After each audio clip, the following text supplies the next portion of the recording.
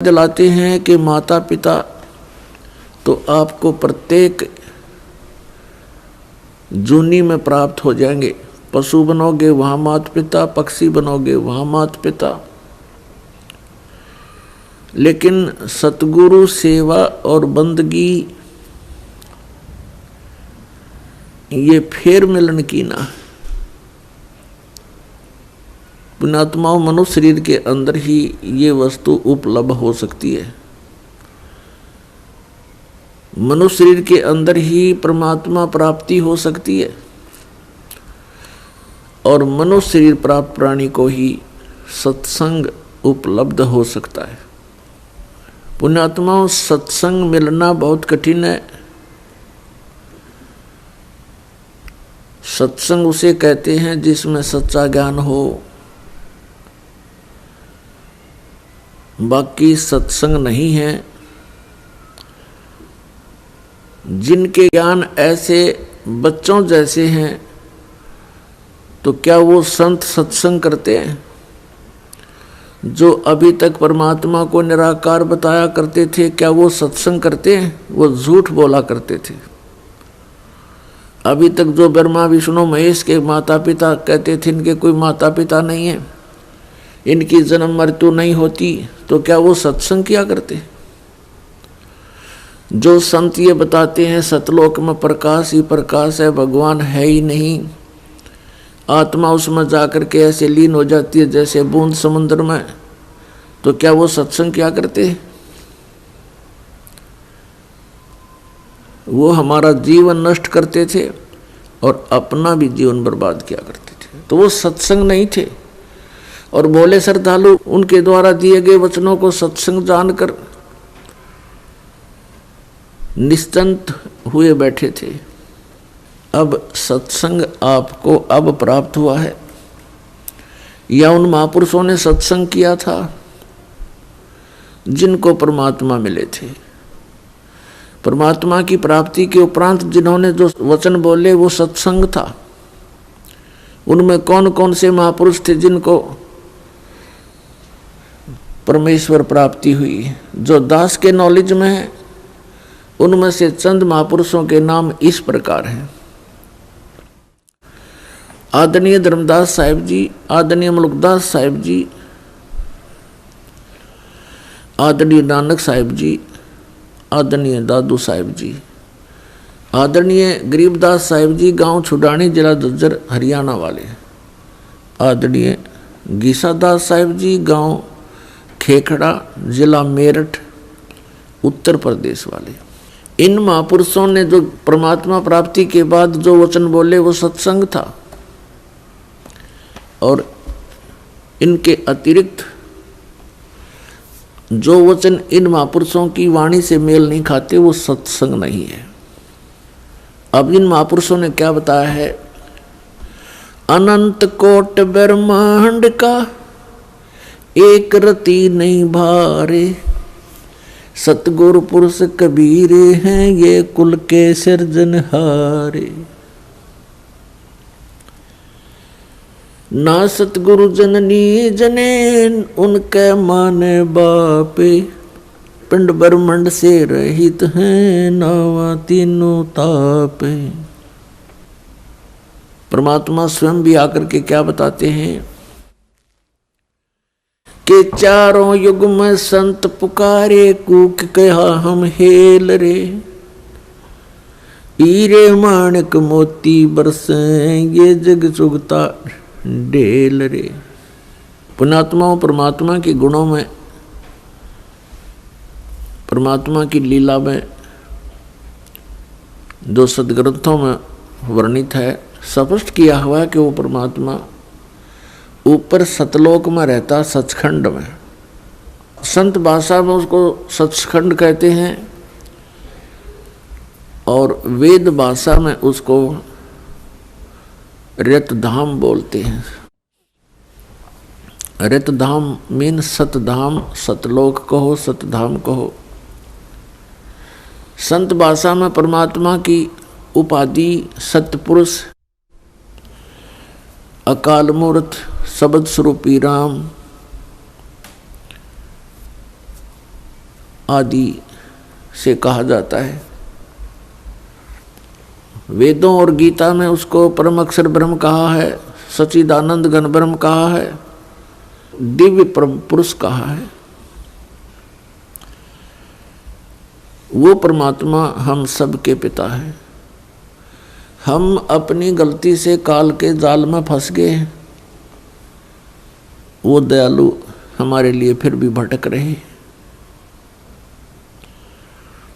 पुण्यात्माओं, अब समय आ गया है, बहुत सतर्क होना पड़ेगा आपको। असंख्य जन्म हो गए आपको, इस काल के लोक में कष्ट पर कष्ट उठाते हैं। उसके विषय में बताते हैं, कोटि जन्म तो भरमत हो गए, कुछ ना हाथ लगा रे। और कुकर सुकर खरबा बोरे, कौआ हंस बुगारे। कोटि जन्म तू राजा की, न मिटी न मन की आशा।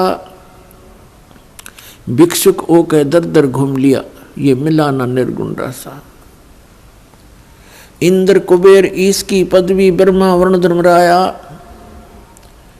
विष्णु नाथ के पुर को जाके तू फिर भी वापस आया। असंग जन्म तन मरत्या हो गए, जीवित क्यों ना मरे रे। और 12 मद मैल मठ बोरे, बहुर न दे धरे रे। दोजक बहिष्ट सभी ते देखे, राजपाट के रसिया। 3 लोक से तरपत नाही, ये मन भोगी खसिया। 3 लोक से तरपत नाही, ये मन भोगी खसिया। सतगुरु मिले तो इच्छा मेटे, पदमल पदे समाना। चल अनसा उस लोक पठाऊं, जो आदि अमर अस्थाना। 4 मुक्ति जहाँ चंपी करती, माया होरी दासी। दास गरीब अभय पद पर से, वो मिले राम अविनाशी। पुण्यात्माओं, आप बिल्कुल बालक हो। काल ने आपकी बुद्धि को इतना सीमित कर दिया, जैसे संतों को हम ऐसे नजर आते हैं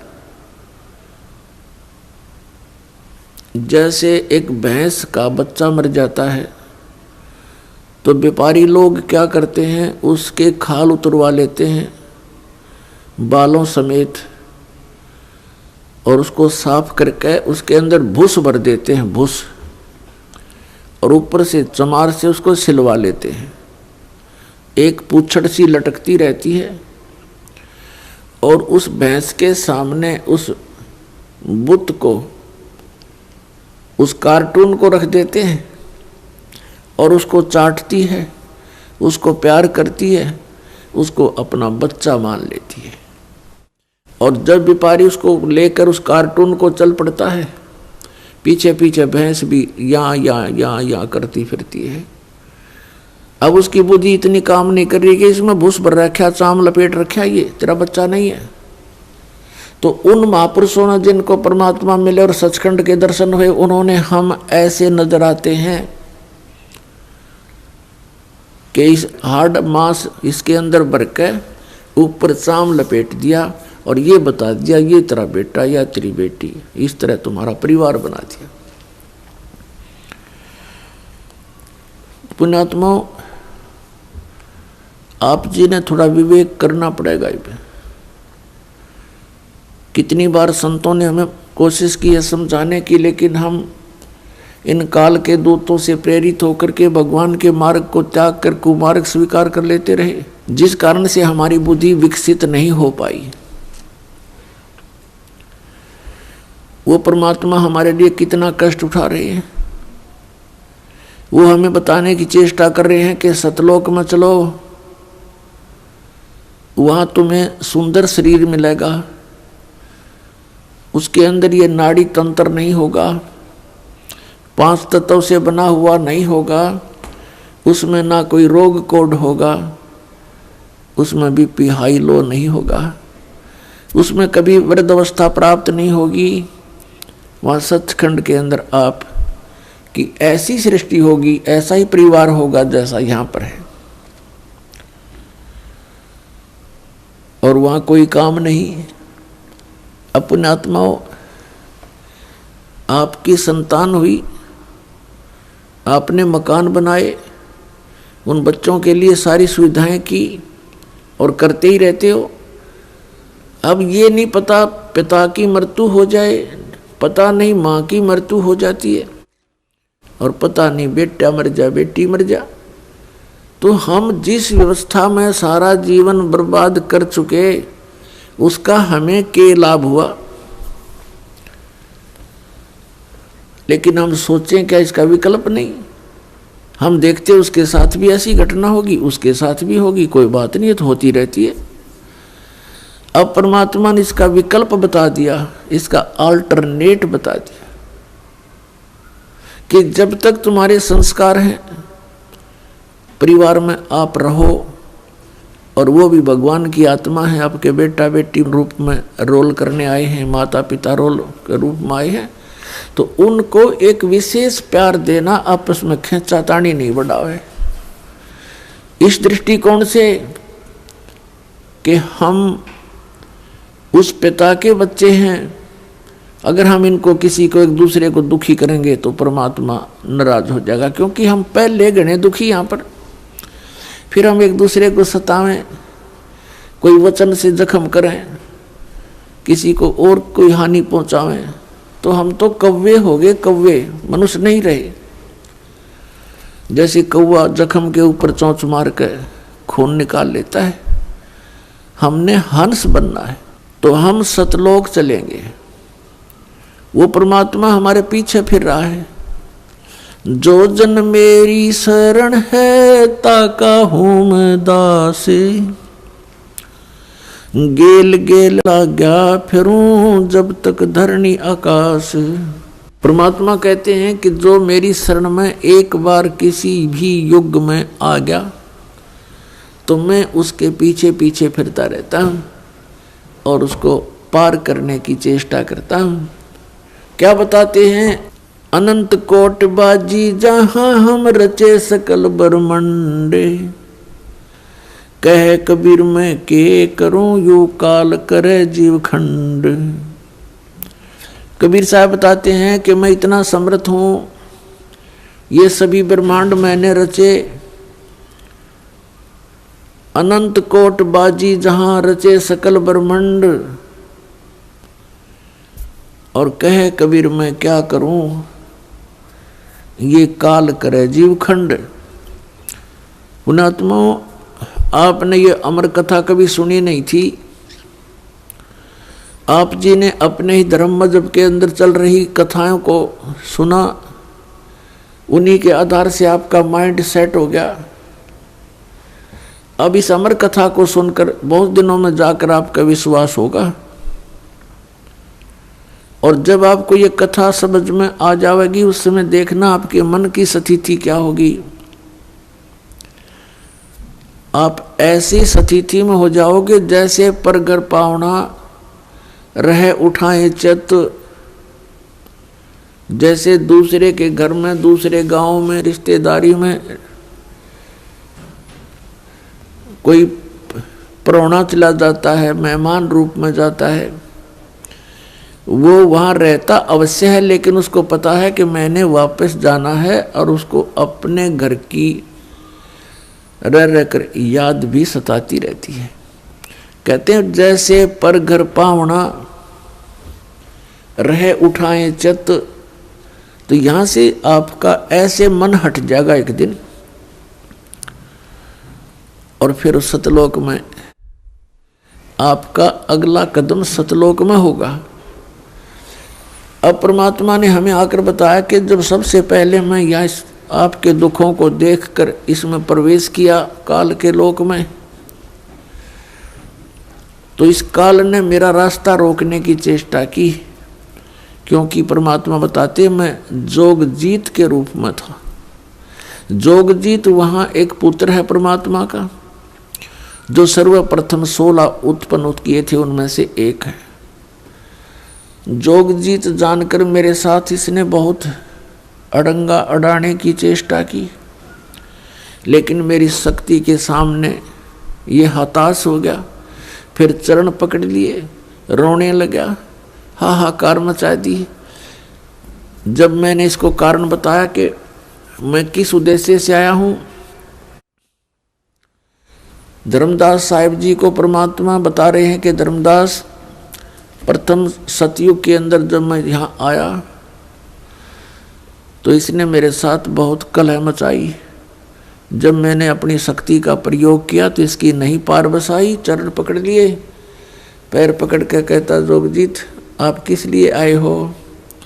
तो मैंने इसको बताया कि मैं नीचे जाऊंगा और सभी प्राणियों को बताऊंगा कि यू परमात्मा नहीं है, यू भगवान नहीं है जिसको तुम भगवान मान रहे हो। और एक ऐसा मंत्र दे के आऊंगा, सतनाम, सच्चा नाम, उसका जाप करने वाले प्राणी को तू रोक नहीं पाएगा। और सभी को बताऊंगा कि तुम यहाँ के रहने वाले नहीं हो। तूने इन सब को नशा करवा दिया, तीनों गुणों से एक एक इंजेक्शन लगवा दिया इनको। तो ये चिंतित हो गया। इसने कहा कि हे भगवान, मुझे श्राप लगा हुआ है 1 लाख जीव आहार करने का। यदि आप इन सब को ले जाओगे तो मेरा क्या होगा। परमात्मा ने कहा कि अब मैं इनको नहीं छोड़ूंगा, तेरा हो या ना हो। फिर इसने प्रार्थना की, प्रभु कोई बात नहीं, मेरी कुछ और समस्याएं हैं, उनका समाधान कर दीजिए और वचनबद्ध होकर के मुझे आशीर्वाद दीजिए। परमात्मा ने कहा, धर्मदास मैंने वचनबद्ध होकर के इससे कहा कि बोल क्या मांगता है। इसने कहा कि परमात्मा 3 युगों में जीव थोड़े ले जाना, चौथा युग जब कलयुग आवे तब तव शरण जीव बहु जावे। ऐसा वचन हर मोय दीजे, तब तुम गवन संसार ही कीजिए। तो मैंने इसको कह दिया ठीक है, तथास्तु, कि ऐसा ही होगा। फिर इसने एक प्रार्थना और की थी कि परमात्मा जबरदस्ती ना करना हे बड़े भाई, क्योंकि जोगजीत रूप में खड़े थे परमात्मा और ये भी उन्हीं का भाई है। परमात्मा से कबीर से उत्पत्ति हुई इस काल की ज्योति निरंजन की। और इसने कहा कि हे प्रभु, ए बड़े भाई, जबरदस्ती ना करना।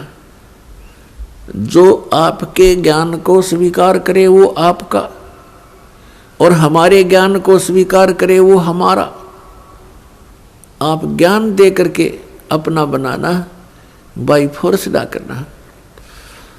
वो तो मालिक को पता। अब यहाँ प्रश्न उठता है पुण्यात्माओं बहुत सी, क्योंकि हमारे अंदर बहुत युगों से ये अज्ञान ठुका हुआ है, भरा हुआ है खचाखच। ये सच्चे ज्ञान को टिकने नहीं देता। ना जाने कितनी शंकाएं उत्पन्न होती हैं। एक शंका तो ये उत्पन्न होगी कि भाई भगवान ने जानी जान, कहते हैं परमात्मा जानी जान है, अंतर्यामी है, सर्वज्ञ है, फिर क्या उनको पता नहीं था ये ऐसे ऐसे वचन मांगेगा। इसको वचन ना देते सतयुग में ही हमें वापस ले जाते। तो ये तो पुण्यात्मा मन की बकवाद हैं, इस तरह के विचार जो जिसके अंदर आते हैं। हम सतलोक में रहा ही करते। यदि हम ऐसे टिकने वाले होते तो पहले ही ना वहीं रहा करते थे। आवश्यकता ही नहीं थी हमें यहाँ आने की, फिर भगवान को यहाँ दुख उठाने की हमारे लिए। परमात्मा को पता था कि सतयुग त्रेता द्वापर में ये प्राणी दुखी नहीं होता। पुण्यकर्मी प्राणियों को मनुष्य जीवन मिलता है सतयुग त्रेता द्वापर में, जिनके बहुत घने पुण्य होते हैं और वो सभी साधना भी करते हैं, मनमुखी साधना करते हैं, शास्त्र विधि त्याग कर भी साधना करते हैं। उनसे सिद्धियां प्राप्त अवश्य हो जाती हैं और उनके पूर्व प्रारब्ध कर्मों के आधार से, किस्मत में लिखे हुए पनों के आधार से उनको सुख होता है, शरीर स्वस्थ होता है। सतयुग में पिता से पहले पुत्र की मृत्यु नहीं होती, जो सबसे बड़ा जख्म होता है पिता के लिए। और पत्नी से पहले पति की मृत्यु नहीं होती, जो पत्नी के लिए बहुत बड़ा दुखदाई होता है। और बहुत लंबी आयु होती है, शरीर स्वस्थ रहता है, आहार बहुत ही अच्छा होता है। तो इस प्रकार जब पिछले पुनों से उसको लाभ होता रहता है, साधना गलत करता रहता है, पाप इकट्ठे होते जाते हैं, पुण्य अक्षीण होते रहते हैं, फिर उसका जन्म त्रेता में होता है। त्रेता में भी ऐसी सती थी लगभग रहती है। फिर द्वापर में होता है, हरे भरे वृक्ष होते हैं, सब जगह जंगल होते हैं, फलदार वृक्ष होते हैं, समय पर वर्षा होती है। तो इस प्रकार ये सोचता रहता है कि जो साधना पूजाएं मैं कर रहा हूँ इनसे मुझे लाभ हो रहा है, अज्ञानता के कारण। तो परमात्मा के ज्ञान को जो पहले वाले साधना से बिल्कुल हटकर होता है उसको ये प्राणी बिल्कुल स्वीकार नहीं करता। अब कलयुग के अंदर ये प्राणी बिल्कुल कर्महीन हो जाता है, पापों की गठड़ी बांध लेता है और पुण्य इसके पास रहते नहीं।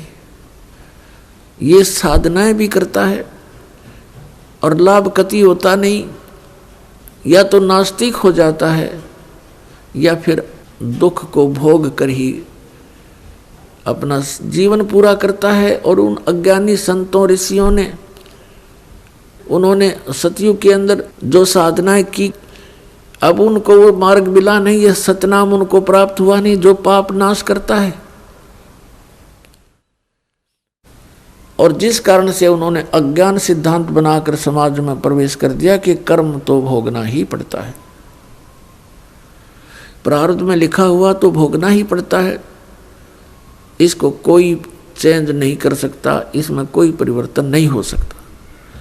तो पुण्यात्माओं, हम परमात्मा की खोज इसलिए करते हैं, परमात्मा को इसलिए खोजते हैं कि हमारे जीवन में कोई कष्ट आवे तो वो टल जावे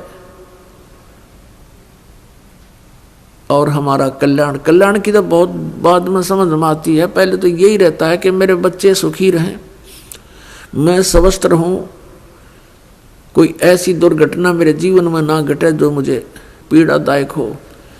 इसलिए हम परमात्मा की खोज में संतों के पास जाते हैं और ये भी हमें मालूम है कि संतों के पास ही उसका समाधान होता है। और ये भी हम सुना करते कि परमात्मा ना जाने किस बेस में आ जा, तो वो परमात्मा कबीर साहब है, वो ना जाने क्या रूप बना करके और कब कहाँ प्रकट होता है और हमारे लिए भटकता रहता है, हमें समझाने की चेष्टा करता है कि तुम इस झूठे सुख को सुख कहे ये मान रहा मनमोद, ये सकल चबीना काल का कुछ मुख में कुछ गोद। तो पुण्यात्माओं, परमात्मा ने प्रोमिस कर रखा है और इसने भी प्रोमिस कर रखा है काल भगवान ने कि कलयुग में जब कितने जीव ले जाना, लेकिन इसमें ज्ञान आधार बनाना। तो पुण्यात्माओं, अब बुद्धिमान समाज हो गया है, इस ज्ञान से अब आप बालक नहीं रहोगे। परमात्मा के प्रयत्न को गहराई से सोचना, वो क्यों भटक रहे हमारे लिए सतलोक न छोड़ के, क्योंकि हम उनके बालक हैं, हम उसकी आत्मा हैं। और इनको काल इसलिए परेशान कर रहा आप जी को कि जितना मैं इनको सताऊंगा उतना ही वो दुख पावेगा।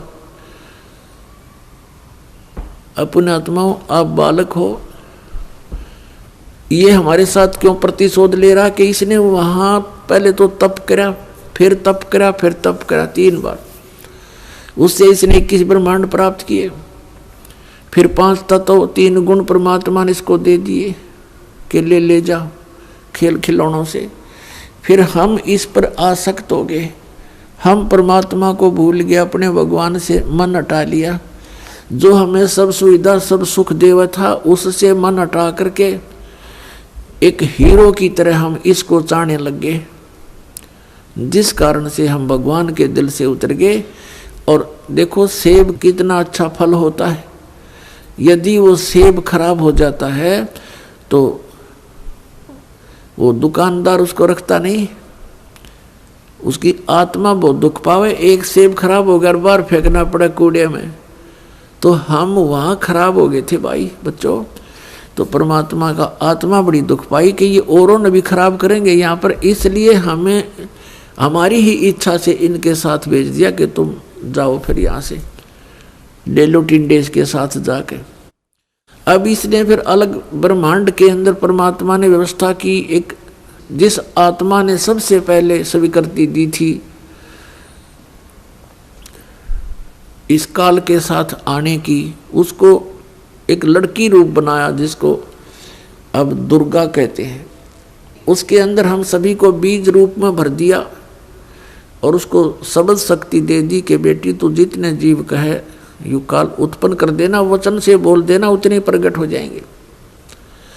पुण्यात्माओं, हम अज्ञान को सुन सुनकर स्थान स्थान पर हमारा माइंड, हमारा मन अड़ जाता है कि ये कैसे हो सकता है। जैसे एक समय ऋषि वाल्मीकि जी ने एक कुशा से डाब से पुत्र बना दिया था सीता के लिए और पालने में लुटा दिया बना करके। सीता जब कपड़े धोकर आई तो पुत्र को देखकर पूछा, पिताजी ये पुत्र किसका है? कि बेटी क्या बात, आपका नहीं है? कि मैं तो पुत्र को साथ लेकर गई थी कपड़े धोने के लिए। ऋषि जी ने सोचा था कि लड़की के बच्चे को कोई उठा ले गया है, जंगली जानवर वारो रो मर जाएगी, इसलिए उसने एक लड़का उत्पन्न कर दिया है जिसका नाम कुश रखा और लव सीता से उत्पन्न हुआ था श्री राम के सहयोग से।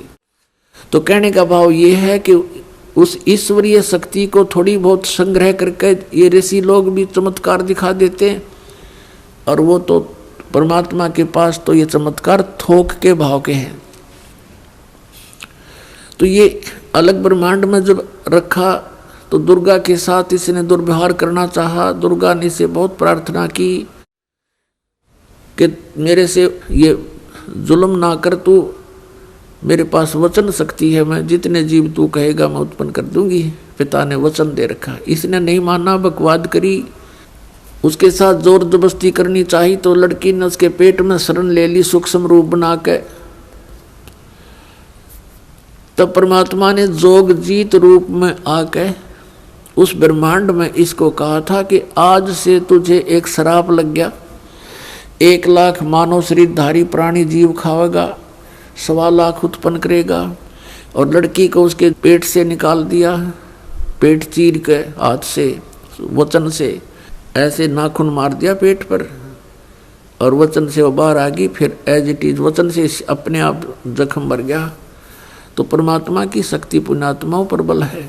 हम आध्यात्मिक मार्ग से कोसों दूर हो गए, इसलिए हमने इन परमात्मा की लीलाओं पर अविश्वास शीघ्र हो जाता है। लेकिन अब अविश्वास ना करके विश्वास पूर्ण करो।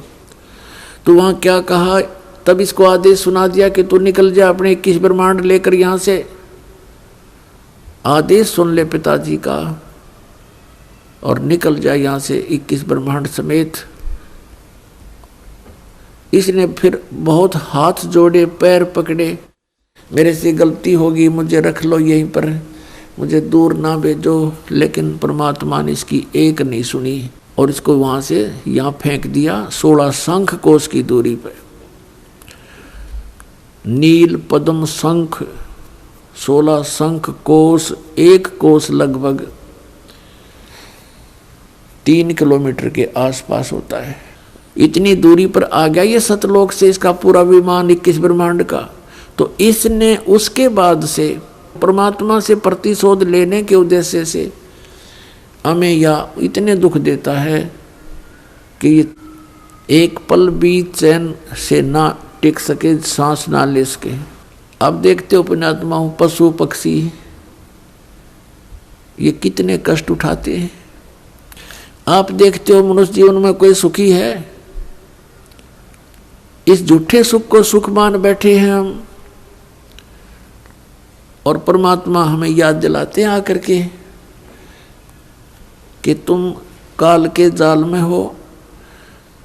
आप जी को इसने मिसगाइड करके इतना ही सीमित कर दिया आपकी बुद्धि को, संतानों उत्पत्ति, कोठी कार लेना, सारा जीवन ये सोच करके बुढ़ापे में सुखी होऊंगा मैं, बुढ़ापे में मेरा जीवन ठीक कट जाएगा, बढ़िया कोठी बना दूं, बच्चों को सुखी कर दूं, गनाए धन बना दूं।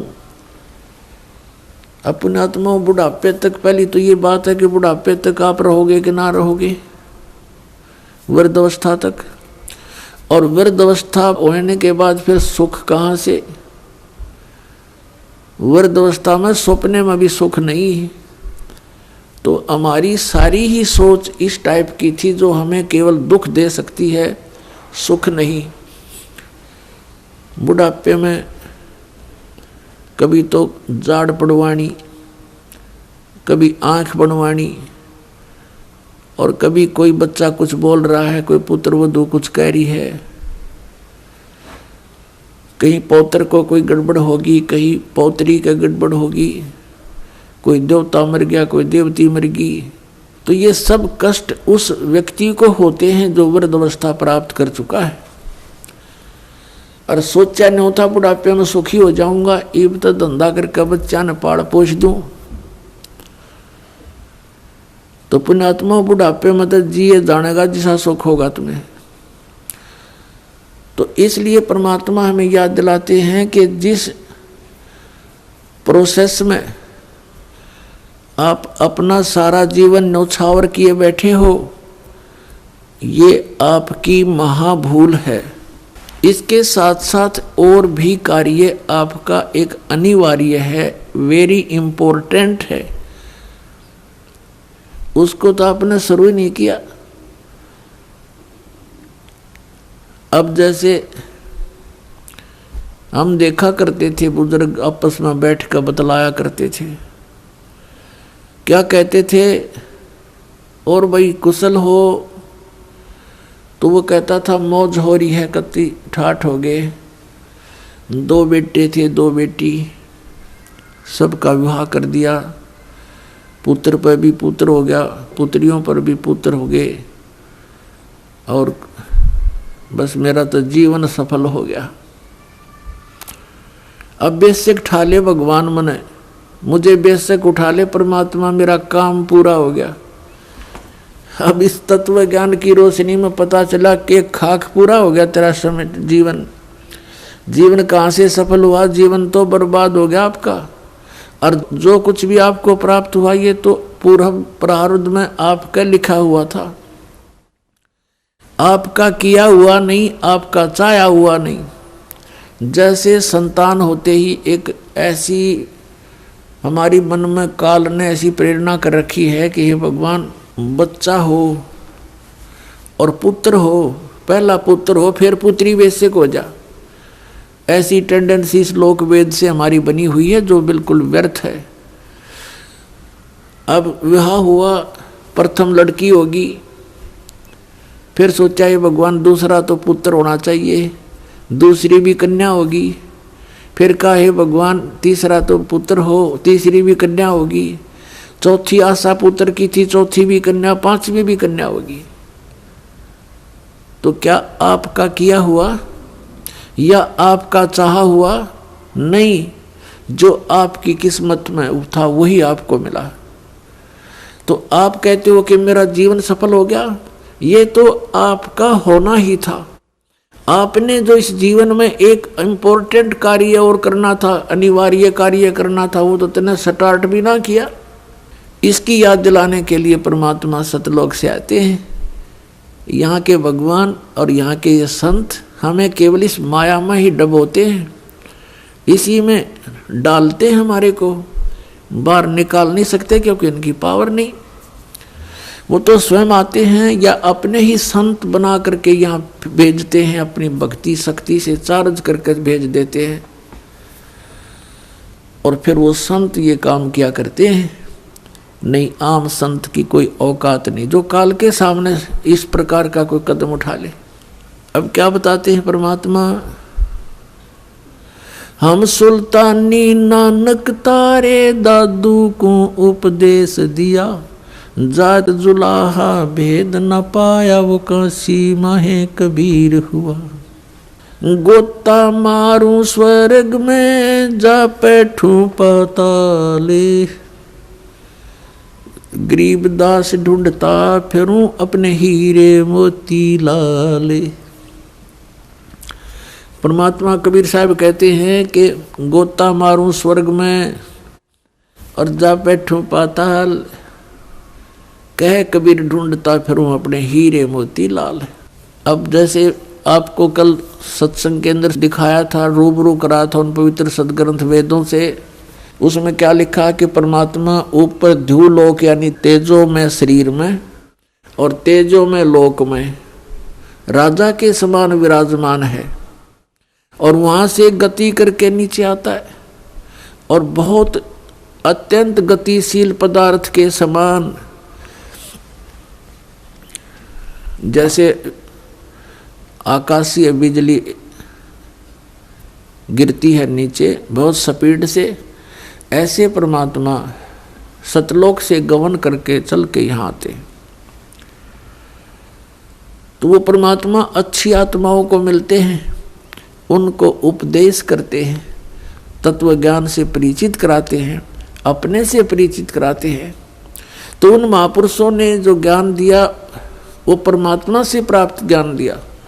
उनमें से अब्राहिम सुल्तान अधम भी एक महापुरुष हैं।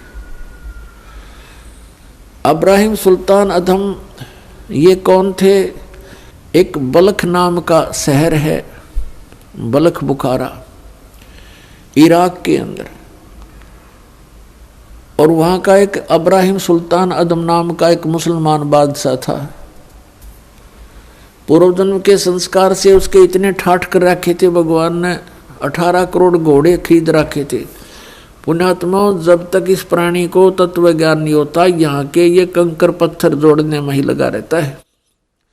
उसने कहते हैं 16,000 औरतें से विलास करता था, 18 करोड़ घोड़े। गांव में पहले यदि एक घोड़ा किसी के पास होता तो बहुत बड़ा वो वहाँ का ठाकुर माना जाता था, बड़ा रईस व्यक्ति माना जाता था जो घोड़े पर चलता था, एक घोड़े पे।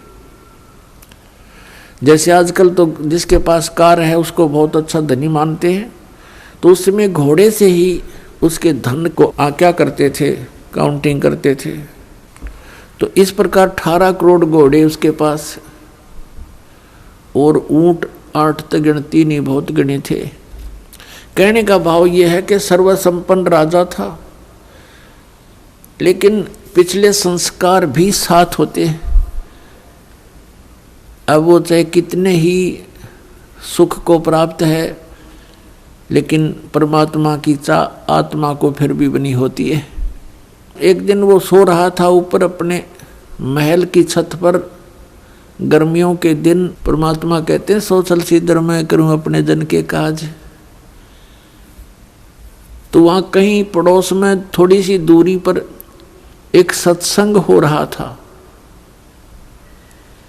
आप आरती, आप साजे, आप किंगर, आप बाजे, आप ताल झां जनकारा, आप नचाप देखना रहा।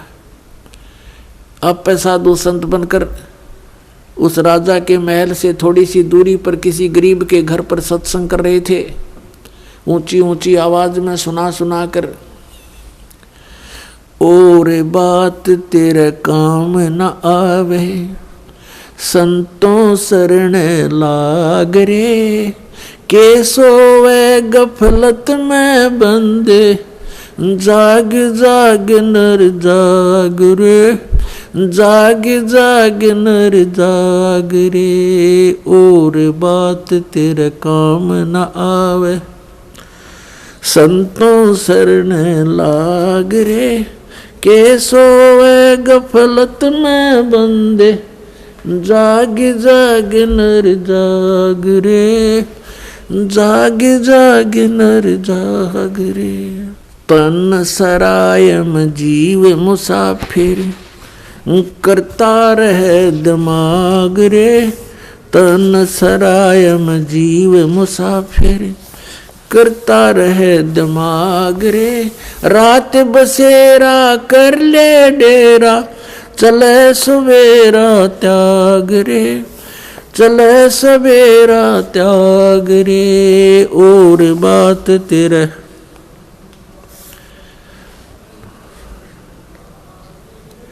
के सोए गफलत में बंदे, जाग जाग नर जाग रे, जाग जाग नर जाग रे। इस तन सरायम जीव मुसाफिर, करता रहे दिमाग रे। इस तन सराय में जीव मुसाफिर करता रहे दिमाग रे। रात बसेरा कर ले डेरा चले सवेरा त्याग रे, चले सवेरा त्याग रे। और बात तेरे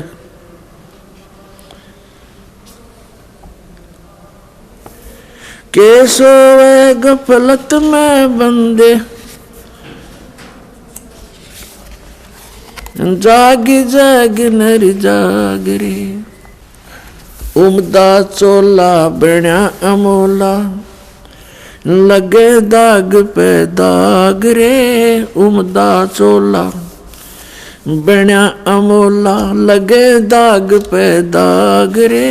2 दिन की गुजरान जगत में क्यों जले बिरानी आग रे, जले बिरानी आग रे। अर सुमरे सो हंस कवावे ये कमी क्रोधी कागरे। अर सुमरे सो हंस कवावे कमी क्रोधी कागरे। बोरा न भर में विष के बन में चल बेगम पूरी बाग रे, चल बेगम पूरी बाग रे। और बात तेरे काम न आवे संतों शरण लाग रे। के सोवे गफलत में बंदे भाई शब्द सैन सतगुरु की पिछाणी पाया अटल सुहाग रे। शब्द सैन सतगुरु की पिछाणी पाया अटल सुहाग रे। नितानंद महबूब गुमानी परगट्य पूर्ण बाग रे, परगट्य पूर्ण बाग रे। और बात तेरे काम न आवे संतों शरण लाग रे। के सोवे गफलत में बंदे जाग जाग नर जाग रे, जाग जाग नर जाग रे। पुण्यात्मा कबीर परमेश्वर जी अपनी प्यारी आत्मा को काल के जाल से निकालने के लिए कितना संघर्ष करते हैं। उसके लिए परमात्मा ने ज्ञान को ही आधार बनाया है। इब्राहिम सुल्तान अधम बहुत ही अच्छी आत्मा का व्यक्ति था। परमात्मा की खोज में, अल्लाह की चाह में साधु संतों से बहुत प्यार करता था। उसको जहाँ भी कोई संत मिल जाता या किसी संत की महात्मा की वो चर्चा सुनता, या तो उसको अपने पास बुला लेता था या स्वयं दर्शनार्थ चला जाता था। अपने आत्माओं काल ने तो ऐसा कर रखा हमारे साथ, ये नकली संत, नकली पंथ और डुप्लीकेट ज्ञान सुना के कि इनको नास्तिक बना दूं। एक संत के ऊपर वो बहुत विश्वास किया करता था और वो इब्राहिम सुल्तान उस फकीर के पास बहुत ज़्यादा उसके पास जाता था या उसको अपने पास बुलाता था, खूब दक्षिणा दिया करता था। और वो 1 नंबर का पाखंडी था। एक बार राजा ने, क्योंकि वो बहुत धनी व्यक्ति था, बहुत धनी राजा था, वो जूते जो होते हैं जूती पे पहना करते, पहले आप जूते कहने लग गए उन्हें। उन जूते होते थे, जो जूती थी, एक जूती की कीमत 1.25 लाख रुपए थी। उस समय का तो 1.25 करोड़ हो गए एक जूती की कीमत। उस जूतों के ऊपर हीरे, पन्ने, जवाहरात, मोती सब जगह उसमें गठे होते थे। एक उस राजा ने एक अंगूठी बनवाई जो बहुत कीमती थी, सोने की, उसके अंदर हीरे, मोती और ये इस तरह के कुछ नग लगवा रखे थे, बहुत ऊंची, अच्छी, चौड़ी। अब उस संत की वो बहुत आदर करता था, विश्वास किया करता था एक फकीर पर। वो डुप्लीकेट ठग था। उसने राजा की अंगूठी देखी। जूते तो मैं छुपा नहीं सकता, अंगूठी कैसे ले सकता हूँ। उसने वैसी ही अंगूठी एक डुप्लीकेट बनवा ली, पीतल की, मिलती जुलती कती। और राजा से कहा कि राजा आज नौका विहार करते हैं, मेरे साथ चलो। राजा तुरंत तैयार हो गया फकीर का आदेश मानकर। नाविक नौका चला रहा है, राजा और फकीर उसके ऊपर कुर्सी पर बैठे हैं। अब फकीर ने कहा कि राजन, ये अंगूठी कैसी बनवा ली, कैसी है, दिखाना मुझे। अंगूठी कब बनवाई? कि जी अभी बनवाई है, कुछ दिन हो गए, कई बार पहन ली, आपके ध्यान नहीं गया, देखो देखो निकाल कर। राजा ने कहा देखो देख लो, देखो ऐसी है। अब वो तो डुप्लीकेट था, उसने लेकर ऐसे और कहा, उसने क्या कहा कि हम फकीरों के क्या काम ये अंगूठी। अब वो ओरिजिनल पर देखता रहा और कहा देखो राजा, ये इधर क्यों जा रहा नाविक तू? तो राजा का ध्यान उधर हुआ, वह डुप्लीकेट निकाल ली, वह डाल ली, हाथ में ले ली और कहा राजन, अंगूठी तो बहुत अच्छी है पर साधु संतों के क्या काम की, जल में फेंक दी। अब राजा ने सोचा भाई बड़ा त्यागी विरागी महात्मा, इसको तो संसारिक धन से भी कोई लगाव नहीं है, और ज्यादा आस्था होगी इसमें। फिर खूब वो दान दे। राजा रोके नहीं, हमें क्या जरूरत है, हमें क्या जरूरत है, कोई नहीं, दे दे, हम लगा देंगे, इधर भंडारा कर देंगे। अब नाट्य भी ले भोली आत्मा जो होती है वो श्रद्धालु, वो केवल अपने स्वभाव का ही प्रयोग करते हैं, सामने वाले की बकवादों पर ध्यान नहीं देते हैं। इसका दुरुपयोग किया इन लोगों ने, नकलियों ने। तो कुछ दिनों के बाद क्या हुआ, फकीर के और चेले की आपस में बिगड़ गई, जिसने वह अंगूठी बनवाई थी नकली। उनकी आपस में कहा सुनी होगी, बात बहुत बढ़ गई और चेला उससे अक्षुब्ध होकर के उसने मंत्री से संपर्क किया, राजा के मंत्री से, कि ऐसे ऐसे इसने राजा के साथ धोखा किया है, ये धोखेबाज ठग व्यक्ति है। वो अंगूठी जो इसने जल में फेंकी थी वो डुप्लीकेट थी, मैंने इसको बनवा कर दी थी, इसने मेरे से बनवाई थी। ये बात फकीर ने राजा के सामने डरते डरते कही कि कहीं राजा नाराज ना हो जा के साधु संतों के बारे में ऐसे नहीं बोलना चाहिए। राजा इतना विश्वास करता था कि पूछा, वजीर तेरे को किसने बताया है? वो चेला बुलाया कि इस चेले ने बताई है। उस चेले से कहा कि फकीर के बारे में ऐसी बातें करना बच्चा पाप लगता है। उसने कहा जी मैं कसम खाकर कहता हूँ ये निकम्मा आदमी है, ये भक्त नहीं है, संत नहीं है। राजा बड़ा विश्वासी था, उसने कहा कि देख ले भाई चेला राम, जया बात झूठी पागी तो तेरी गर्दन काट दूंगा। नो बोला जी बेस से काट दियो। राजा ने देखा कि बड़ा कॉन्फिडेंस से बात कर रहा है कि वो